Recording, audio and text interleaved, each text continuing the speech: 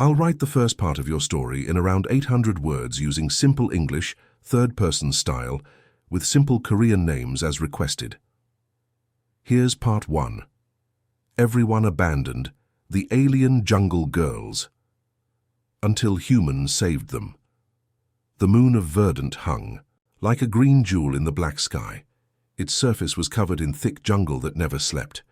In this jungle lived the Nari, plant-like beings with light green skin and long flowing hair made of vines. The Nari lived in harmony with their jungle.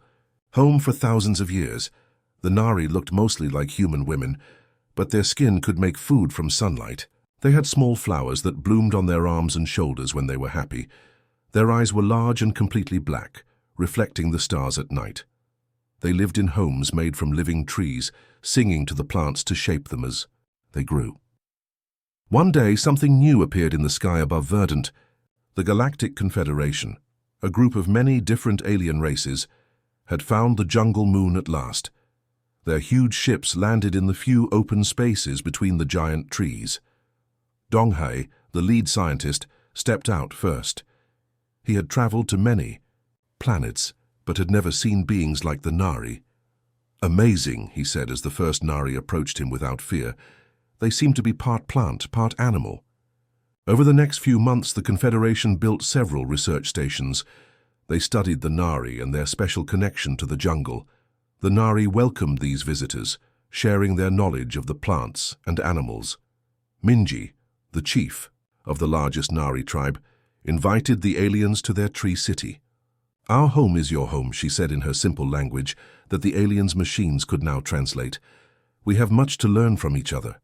The Nari showed how they could heal wounds with special leaves and make light without fire. The aliens shared their star maps and stories of other worlds. For a while it seemed like the beginning of a good friendship, but soon other ships came. These were not filled with scientists, but with people looking for valuable minerals and resources. They tested the soil and water of Verdant. "This place has almost nothing we can use," said Junho, the mining chief. "The air is too thick with plant spores for most races to breathe without masks. The soil has no rare minerals. It's worthless, except for a few plants that might be used in medicine." The Confederation leaders met on their main ship. "The cost of keeping these research stations running is too high," said Hyejin, the mission commander. "We have found dozens of more profitable worlds. Verdant is a scientific curiosity, nothing more." Donghae tried to argue. "But the Nari are unique in the galaxy. Their connection to their environment is something we've never seen before. We need more time to study them." "The decision is made," Hyejin said firmly. "We leave in 1 week. Take your final samples and prepare to go." When the Nari learned that their new friends were leaving, they were confused and sad. Minji went to Donghae. "Why do you go? Did we do something wrong?" Donghae felt ashamed. "No, you did nothing wrong. My people only value things they can sell or use. They don't see the worth in knowledge alone." As a gift, he left some simple technology with the Nari: water filters, solar lights, and basic medical tools. "These might help you," he said, though he knew it wasn't enough. What Donghae didn't know was that the mining tests had released something into Verdant's ecosystem. A tiny fungus from another world had escaped from one of the drill sites. It was too small to see, but it began to grow in the rich jungle soil. On the last day, the Nari gathered to watch the ships leave. The huge vessels rose into the sky with a roar, becoming smaller and smaller until they vanished among the stars. "They will come back," Minji told her people. "They are curious. Curious beings always return." But as the seasons passed, no ships returned. The Nari continued their peaceful lives, using the strange tools left behind as best they could. 3 cycles of seasons later, Minji noticed something wrong with the heart tree, the oldest and largest tree in their forest. Its leaves were turning brown too early. The bark was peeling away in places. "It is sick," said Yuna, the tribe's healer. "And not just this tree. Many plants in this area are dying slowly." More seasons passed, and the sickness spread. The Nari used all their plant knowledge to fight it, but nothing worked. This disease was something new, something from beyond their world. At night, Minji would look up at the stars where the ships had gone. "We need help," she whispered. "Please, star people, return to us." But the stars remained silent. The jungle continued to die, and the Nari grew weaker as their plant partners withered. They had been forgotten by the Confederation, abandoned on their slowly dying moon. What they didn't know was that one small ship was about to change everything. A single human, different from the others who had come before, was on their way to. Verdant, with no idea what awaited them. The small ship shook violently as it entered Verdant's thick atmosphere. Inside, Jinwoo gripped the control panel, his knuckles turning white. Warning lights flashed across the screen. The engine had failed during the descent, and now the ship was falling too fast. "Emergency landing procedures activated," said the ship's computer in a calm voice that did not match the situation. Jinwoo was a researcher from Earth, fascinated by the old records about Verdant and the plant-like aliens that lived there. When he found reports about the Confederation abandoning the moon, he decided to go there himself. No one had visited in over 7 years. "Hold together, just a little longer," he muttered, as the jungle canopy rushed up to meet him. The ship crashed through massive leaves and branches before hitting the ground with a deafening crash. When Jinwoo opened his eyes, sunlight streamed through a hole in the ship's roof. His head hurt, but he was alive. He checked his body for injuries. A few cuts and bruises, nothing serious. The same could not be said for his ship. Communication systems offline, engine systems offline. Life support at 20%, the computer reported. Jinwoo gathered what supplies he could: a medical kit, water purifier, some food packs, and his research tools. He put on his breathing mask as a precaution and stepped outside. The jungle was even more beautiful than the pictures. Massive trees with purple-blue leaves rose hundreds of feet into the sky. Strange flowers glowed with soft light even in daytime. The air was thick with moisture and sweet smells. "Hello?" he called out, not really expecting an answer. "Anyone there?" A rustling sound came from behind a large fern. Jinwoo turned quickly, his heart racing. 3 spears pointed at him, held by figures partially hidden in the shadows. "I come in peace," he said, raising his hands slowly. "I'm alone. My ship crashed." The figures stepped forward into the light. Jinwoo caught his breath. These were the Nari. Just as the reports described, they looked like green-skinned women with vine-like hair that moved slightly on its own. Their eyes were completely black, like pools of night sky. "Star person," one of them said in a voice that sounded like leaves rustling. "Why return now, after so long?" Jinwoo tried to remember the basic Nari language the reports had documented. "I come help," he managed in their tongue. The tallest Nari stepped closer, her spear still aimed at his chest. Others said same. They left, jungle now dying. "Why trust you?" She gestured for him to remove his mask. Jinwoo hesitated but complied. The air was heavy with moisture and had a sweet, almost fermented smell. He coughed slightly but could breathe. "See? I trust you," he said. The Nari looked surprised. Others could not breathe our air without their face shells. "I prepared my body for your air before coming," Jinwoo explained. He had spent months taking special treatments to adapt his lungs to Verdant's atmosphere. The leader lowered her spear slightly. "I am Bora. Why one star person come alone?" "I am Jinwoo. I came because—" He paused, thinking carefully about his answer. "Because it was wrong to leave you." Bora studied him for a long moment. Then a terrible sound echoed through the jungle, a crack like breaking bone but much louder. The ground shook. "Another heart tree falls," said one of the other Nari sadly. "Come," Bora said, her voice now urgent. "Not safe here. Follow." They led Jinwoo through the jungle, moving with incredible speed and grace. He struggled to keep up, stumbling over roots and ducking under branches that the Nari easily avoided. After an hour of difficult travel, they reached a clearing where an enormous tree rose up like a natural skyscraper. Unlike the healthy trees Jinwoo had seen, parts of this one had brown, withered leaves. The bark was peeling away in places, revealing a sickly yellow underneath. Houses and platforms were built into the tree and connected by bridges of woven vines. More Nari appeared, looking down at the stranger with curious and suspicious eyes. An older Nari with silver vines in her hair approached. "Who is this, Bora?" she asked. "Star person, mother." came alone. Ship broken like others from before. Bora answered. The elder Nari walked around Jinwu, examining him carefully. I am Nabi, leader of this tribe. Why have you come when your kind decided our world had no value? Jinwu bowed respectfully. I am a scientist. I study life on different worlds. I found records about your people and wanted to learn from you. The Confederation was wrong to leave. Pretty words, said Nabi. But words do not heal our dying jungle. A young Nari suddenly ran into the clearing. Her movements panicked. Hana has collapsed. She was helping with the West Grove and fell down. She will not wake up.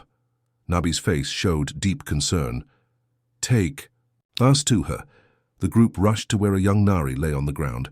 Her green skin had grey patches and the vines of her hair were brittle and dry. The sickness spreads to our people now, Nabi said quietly. First the jungle, now us.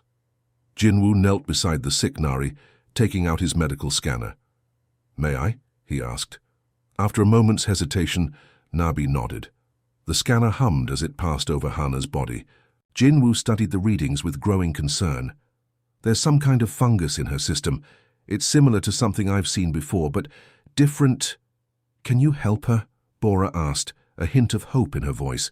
Jinwu looked up at the circle of Nari faces watching him.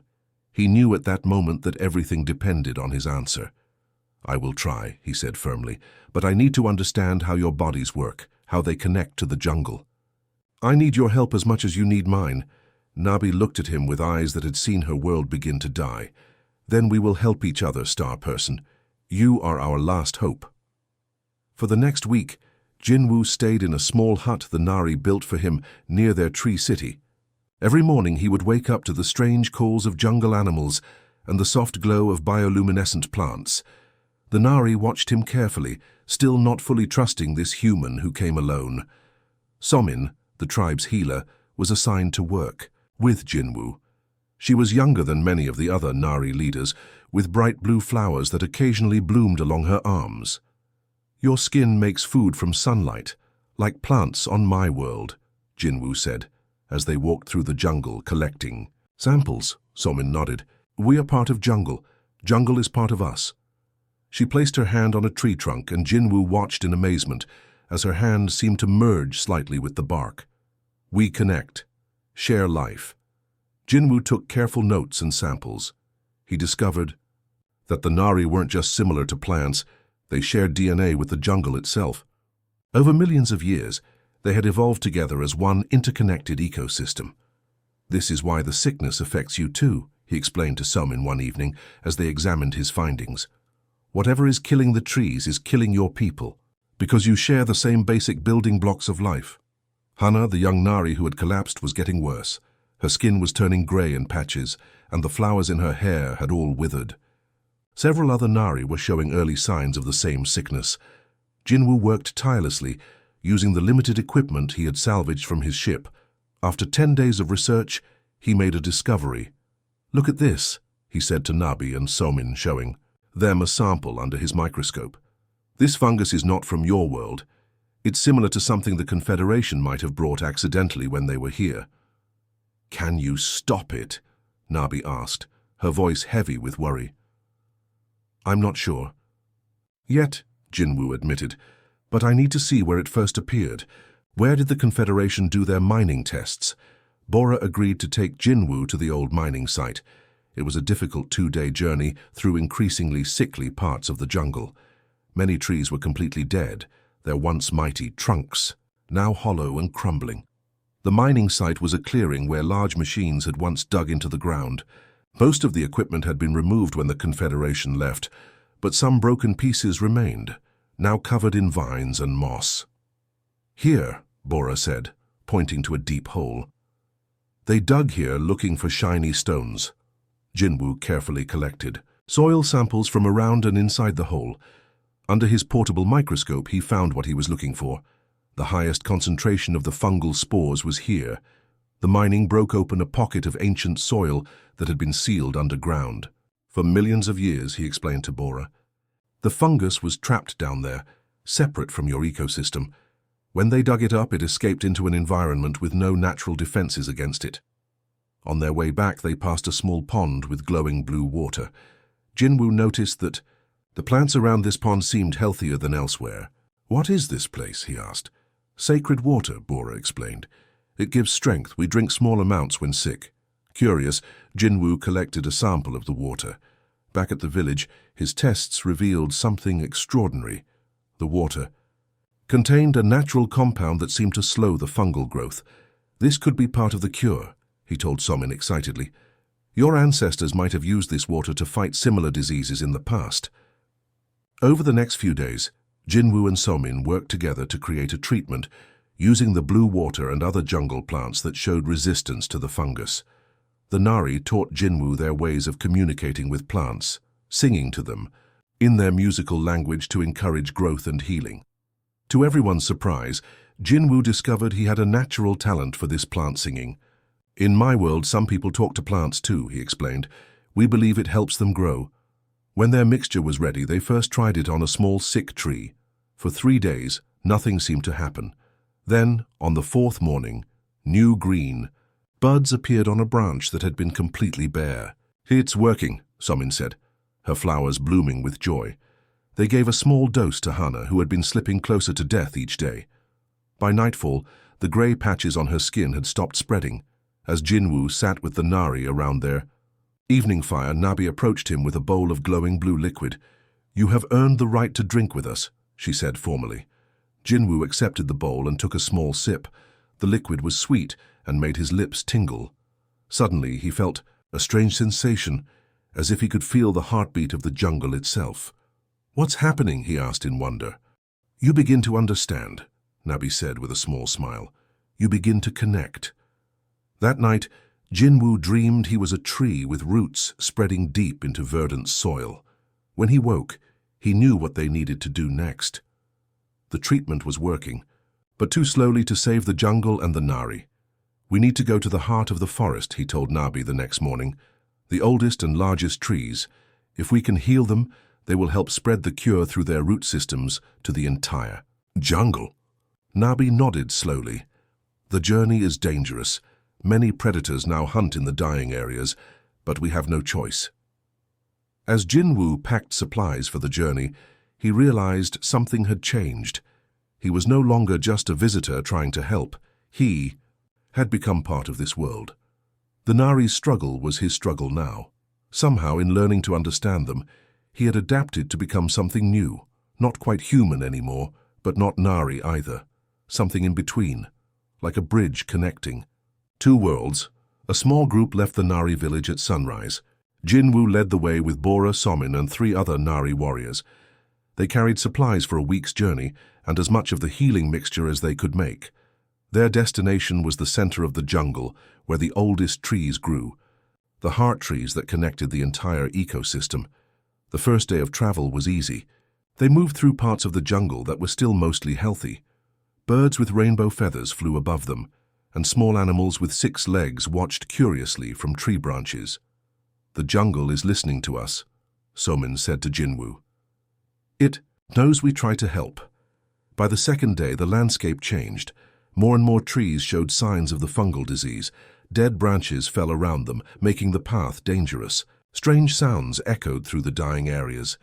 Hungry predators that normally stayed deep in the jungle were moving closer to the Nari village in search of food. "We must be careful," Bora warned. "The balance is broken. Hunters that feared us before now grow bold." That night, as they camped under the shelter of a half-dead tree, Jinwoo checked his portable computer. The latest tests showed the fungus was mutating, adapting to fight their treatment.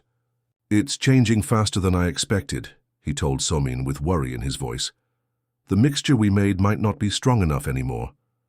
Somin closed her eyes and placed her hands on the ground. "The old trees know more than we do. They have fought many diseases over millions of years. They will tell us what to do." On the 3rd day, they entered a region where the fungal disease had completely taken over. The trees were black and twisted, covered in grey-green spots. The ground felt soft and rotten under their feet. No birds sang here. Nothing moved except the occasional fall of a dead branch. "I have never seen it this bad," whispered one of the warriors. her flowers closing tightly against her skin in distress. Suddenly, a cracking sound split the air. One of the massive dead trees was falling directly toward them. "Run!" Jinwoo shouted. They scattered in different directions. The tree crashed down with tremendous force. When the dust cleared, Jinwoo realized he was separated from most of the group. Only Somin was with him, trapped on the same side of the fallen trunk.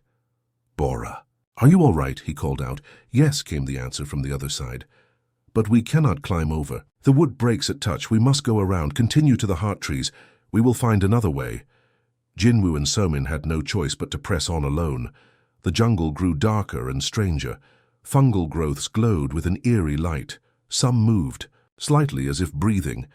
"The sickness has changed these plants," Somin said, her voice trembling. "They are becoming something else." Late that afternoon, they encountered a new danger. A large predator with 6 legs and sharp teeth blocked their path. It looked sick, with patches of missing fur and cloudy eyes. The fungus had infected it too, driving it mad with pain and hunger. "Don't move," Jinwoo whispered. "Maybe it will. Leave." But the creature charged. Somin pushed Jinwoo aside and faced the beast, singing a high, clear note that made Jinwoo's ears ring. The creature hesitated, shaking its head in confusion. Somin continued her song, the melody weaving through, the air like a physical thing. The beast growled but backed away slowly before turning and disappearing into the undergrowth. "How did you do that?" Jinwoo asked in amazement. "Old songs," Somin explained. "They connect to the deepest part of all jungle creatures, but it will not work for long. The sickness breaks these connections." That night, they took shelter in the hollow trunk of a fallen giant. As they rested, Jinwoo noticed Somin's skin looked paler than usual. Small grey patches were appearing on her arms. "You're sick," he said with alarm. Somin nodded. "I feel it growing inside me. Being in this diseased area makes it spread faster." Jinwoo gave her some of their healing mixture, but it only seemed to slow the spread, not stop it. He stayed awake all night, thinking desperately of a solution. In the morning, they finally reached their destination. The heart of the jungle was a huge circular clearing where 7 enormous trees grew in a perfect circle. These were the oldest living things on Verdant, thousands of years old. Their trunks were as wide as buildings, their branches reaching hundreds of feet into the sky. But 5 of the 7 heart trees were already showing signs of the disease. Dark patches crept up their massive trunks. "We're too late," Somin said, her voice breaking with sorrow. Jinwoo refused to give up. He examined the 2 trees that still seemed healthy. These 2 are fighting it somehow. They must have some natural resistance. He took samples from the healthy trees and analyzed them with his equipment. Meanwhile, Somin communed with the trees, placing her hands on their bark and singing softly. Hours passed. Jinwoo worked frantically as Somin grew weaker. The grey patches on her skin were spreading faster now. Finally, Jinwoo made a breakthrough. "The healthy trees produce a special sap that kills the fungus," he explained excitedly. "If we can extract enough of it and combine it with our mixture, we might be able to create a stronger cure." But there was a problem. "We need something else to bind it all together," he said. "Something that can carry the cure throughout the entire jungle through the root system." Somin looked at him with her large black eyes. "It needs life energy. My people's energy." She held out her arm where a blue vein pulsed visibly under her green skin. "No," Jinwoo said firmly. "That would be too dangerous in your condition." "Not just me," Somin explained. "We need you too. Human life force is different. Together we might create something new that can fight this new disease." Jinwoo understood then what needed to be done. He took out a small knife and made a cut on his palm. Somin did the same. They pressed their bleeding hands together and then placed them against the trunk of the healthiest heart tree. At first, nothing happened. Then Jinwoo felt a strange sensation, as if something was flowing out of him and into the tree. Not just blood, but energy, life itself. The tree began to glow with a soft blue light. The glow spread slowly, moving down into the roots and up into the branches. Where it touched the diseased parts, the dark patches began to recede. Jinwoo felt his strength draining. He swayed on his feet but kept his hand pressed against the tree. Beside him, Somin was singing, her voice growing fainter. Just when Jinwoo thought he would collapse, the other members of their group burst into the clearing. "It's working," Bora shouted, pointing at the trees. The blue glow had spread to all 7 heart trees now and was radiating outward through the jungle. As Jinwoo finally let his hand fall and sank to his knees in exhaustion, he saw new green buds appearing on branches that had been dead just minutes before the healing had begun. But would it be enough to save Somin and the rest of the Nari Sisters?